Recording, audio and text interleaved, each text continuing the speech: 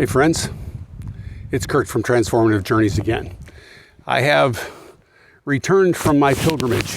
I didn't video much during the pilgrimage.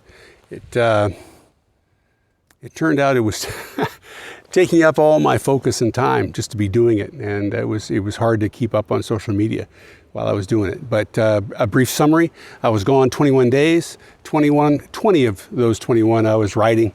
Was on the bike at least part of the day. Over 7,000 miles, well over 7,000 miles of riding in those days. I think it worked out to an average of about 366 miles roughly per riding day. 14 states, 2 Canadian provinces. Those are sort of the details. Other minor details are things like the lowest temperature I saw on my thermometer was 41 degrees at the top of Cayuse Pass in Washington State. And the highest temperature I saw was 101 in North Platte, Nebraska. And that was not a fun time. The 41 was probably better than the 101. And it was all that I had hoped for, actually. It was in some ways, it was full of surprises. And these types of journeys, you call them pilgrimages, you call them heroes' journeys, they always have some surprises, some things that you don't expect, some things that you do, some things that are disappointments, some things that are just amazing serendipitous surprises. I had all those on this trip, and there were lessons to be learned from every one of them.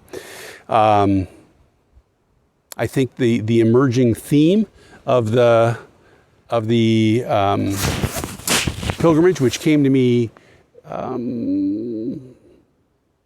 maybe 5-6 days in, maybe at the end of the first week, was just that impermanence is a major part of the experience of existence. That's one of those things that you know intellectually. It was quite another thing to know it viscerally, to know it experientially, to feel it, and to realize that, that's actually okay. It's actually, in some ways, it's desirable. And there were lots of other lessons, the lessons of the power of seeing distant loved ones who live in distant places, the power of just witnessing people's stories. One of the things that happens when you're out on the road and you talk to strangers is people tell you the most remarkable stories about their lives. And I certainly had that experience of people telling me the most remarkable stories of their lives, their sadnesses, their tragedies, their joys, their pride. Just making the time to listen. I think there's something about being on the road day after day after day that sort of knocks the armor off you, and people realize that you are someone who is able to listen to them. And so they open up. It's really a gift. There's so much more to be said. It was such an experience. I really want to urge you to go out and do it. Do it with me. Do it on your own. But if you do it with me, I can show you the ropes. I can help you make sense of things as they occur. And sorry, I just got distracted. There's a car coming. And that's part of it. That's part of it, is being able to apply meaning, being able to see what the meaning is. I could go into this in more depth. The steps of the hero's journey, in retrospect, they were all there, including the appearance of the dragon. The dragon definitely appeared. And to tell you the truth, I have not slain that dragon.